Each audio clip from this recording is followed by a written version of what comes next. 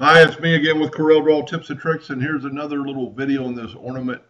Add a little bling. Uh, you could almost add anything, but I'm going to take a square, make a perfect square.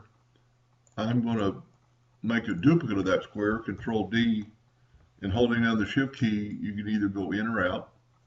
Now take them both. Well, would even be better if you would take this and round off the corners of them, make it look a little different. Maybe make it a little bit better. Then take them both and rotate them 45 degrees. Then take your 2-point line and just kind of draw a line between there. Take your Smart Fill tool and fill that in. And then we can move that away. We can get rid of all this. And you, like I said, you could use anything. Control D and make a duplicate of it. Select both of them, go up to Effects, Blend, and we're going to blend 50 times. Hit Apply.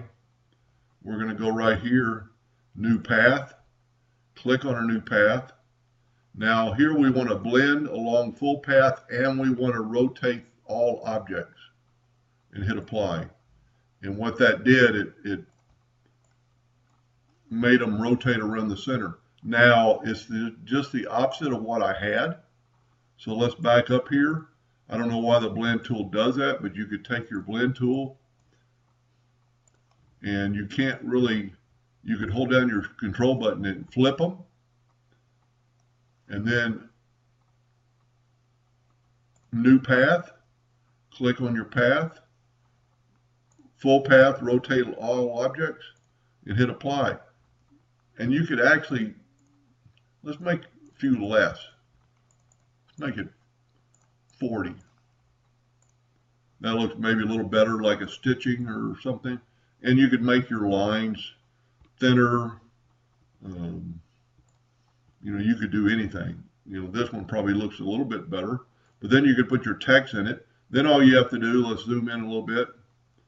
Let's click on our blend and go up to arrange and break blend apart. Then you can click on your hairline and just delete it. Then you have a little bling around your ornament.